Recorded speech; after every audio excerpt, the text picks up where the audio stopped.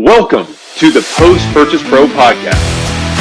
This is the only podcast that dives deep into post-purchase marketing to help Amazon sellers increase sales, ranking, reviews, and profits.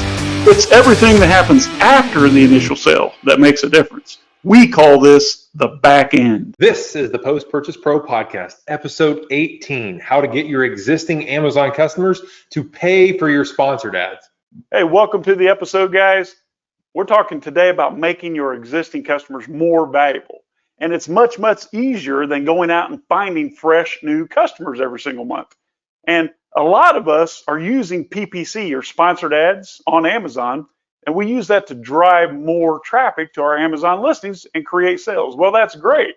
It's a good start, Seth, but when you can make those customers on Amazon more valuable through additional sales and follow-up sales, and then reallocate those profits back into PPC, it's literally like getting your existing Amazon customers to pay for your sponsored ads. It's like walking into a casino and playing on the house's money every time. You cannot lose. Yeah, Sean. So I think I'll try to break it down a little bit for everyone in terms of how we think about this in our business. So like, let's say that we created a sale on Amazon and we made $5 in profit. Now, out of that $5 in profit, you had to spend some of it on PPC to acquire that customer. It doesn't really matter what it is, but you had to spend some of it to get the exposure if you're not organically ranked for that sale, right? So let's think about this. Let's just say that you made $5. Now, if you call it quits there, the most you're ever going to make is $5. You could spend all of that on ads pretty easily on Amazon, and now you have made a sale, but you didn't have any profit. But let's imagine this scenario. Let's imagine that you re-engage your customer after they purchase from you one time, and you sell them 3 additional units over the next 90 days. Now, instead of just making one sale at $5 profit, you have a total of $20 total profit that you can spend out of to acquire that customer. So it's like literally what you said, Sean, having your customer pay for your sponsored ads, because you can take that additional profit that we made by generating those extra sales to buy more ads, and you can choose how much of that profit you want to keep. You don't have to keep the whole $15 extra profit because you made those 3 extra sales. You can literally keep some of it and then redeploy the rest of it to drive more sales, more ranking. That way you can capture more customer emails and phone numbers and re-engage even more customers, and it kind of creates this virtuous cycle, right, Sean? Exactly, Seth. And since the beginning of time, from the very first business that was established and used any type of paid marketing to attract new customers, the one who could spend the most amount of money to attract the new customer always wins the long game, right? And sometimes we forget about that because Amazon willingly sends us traffic to our listings. But if we reallocate those profits on paid marketing, then it's like that self-reinforcing virtuous cycle that you like to explain sometimes, Seth. Yeah, exactly. So in Amazon, it's kind of like a supercharged reinforced cycle because they give you additional ranking for more sales. So it's like you get a sale and you get a new customer, which in our world, that means that we capture the email and the phone number so we can remarket to them after the fact. And what does that do? Well, because we have their information, we're able to reach out to them again and create more sales with that exact same customer. It makes sense, right? So that means that we have more profits. Now, the additional profits we can use to buy more advertising. Simplest way to understand it would be like buying more sponsored ads. Like if you can spend more on a customer to acquire a customer on Amazon, literally all you have to do is crank up your bids and your budget on PPC, right? But that's okay because you're able to acquire then more customer data, emails and phones, which we're then able to use to drive more profitable sales. It's a self-reinforcing virtuous cycle. Now, why I called it supercharged is because that action causes your listings to move up the search results. So you don't have to pay for ads forever. You just get more free sales with what we call organic ranking. Sean? Yeah, and Seth, we both a big fan of Alex Hormozy. If you get any chance to listen to his podcast, check it out. But Alex Hormozy says often, more times we have to be reminded than we have to be taught. Now, we all know how important profits are, right? That's what I mean. That So you have to be reminded more than you have to be taught. Well, let me remind you right now, Seth, profits can fix almost anything in your business. In fact, the more profit that you have, the bigger problems you can fix, right?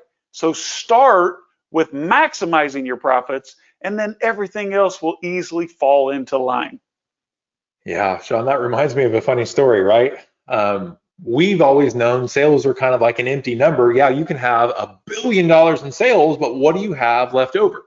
So profit, what you actually put in your pocket at the end of the day, that's what really matters. And several years ago, I think this was 2013, Sean, you came to me and you're like, oh my gosh, I have this amazing opportunity. It's called Amazon, and you can actually sell on Amazon in a big way. And I'm like, oh, really? That's amazing. Like, tell me about it. And you said, well, and I don't remember the numbers, maybe you can correct me, but basically you did like $250,000 in a couple months.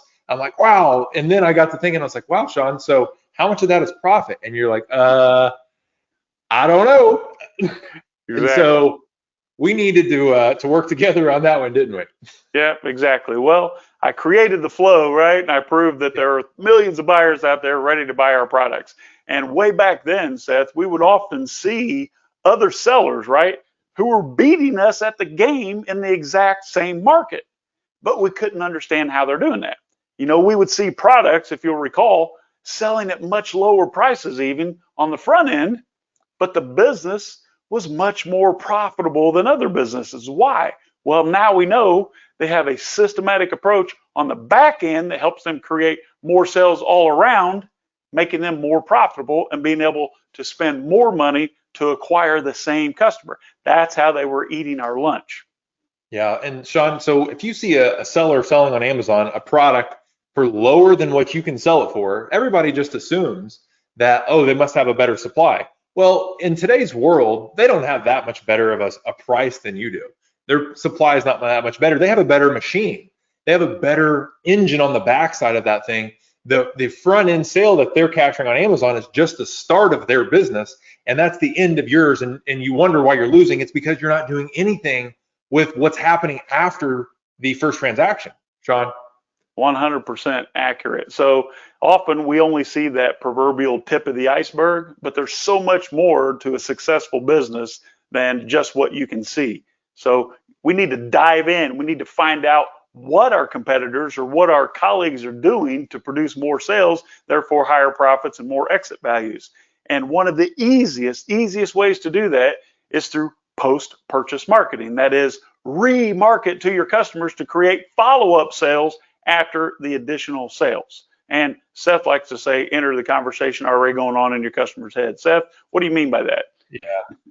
Well, marketing is just entering the conversation that they're already having in their head, but you're just fulfilling that need. So most of the time, it's not going to be anything groundbreaking. You're just going to be the person that stepped in front of them into the need or the want that they were already having. You're not typically marketing is not like creating the desire. The desire is there. You're just going to fill it, right? So if you can enter the conversation that they're already having with themselves, they already are saying or thinking in the back of their mind, oh, I need to restock on my supplement. And if you're a supplement company, what should be happening? Well, they should be getting an email and a text twice a month saying, hey, you need to restock. And they're like, oh yeah, I do need to restock.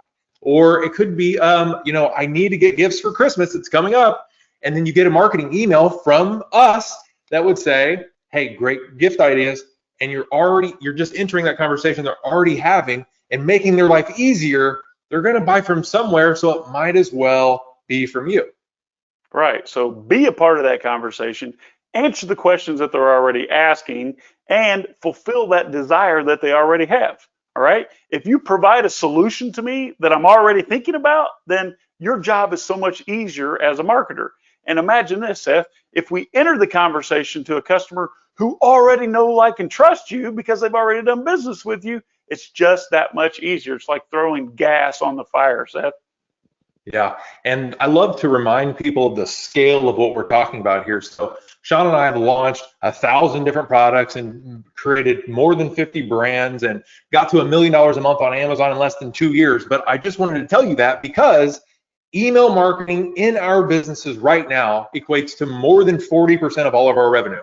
And when you think about the magnitude of what I just said there, if you're not doing anything with your customers to generate real sales, near full price sales after they've bought from you on Amazon, then you're missing a ton of revenue, and therefore your company is way less profitable than it should be. Sean, what do you say? Well, every single customer who engages with your brand, your company, your business, your whatever you want to call it, your Amazon product, every customer has two price tags. They have a price tag that costs you to acquire them, because nothing's for free, right? And they also have a price tag of what the lifetime value of that customer is. So if we can decrease the cost of acquiring the customer, at the same time increase the lifetime value, that is how much I've spent with you in aggregate over the life of our relationship, then everything in between is just more profits. Remember, more profits, Seth, equals more options to gain new customers. It's just like that virtuous flywheel that we talk about. It gets me all excited because it opens up so much more opportunity that maybe you haven't even thought of yet. Just remember that with bigger profits, you can solve bigger problems. Yeah, and acquire more customers, which makes bigger profits, right? So it is self-reinforcing. So at the end of the day, guys, your customers are going to buy from somewhere, like I said.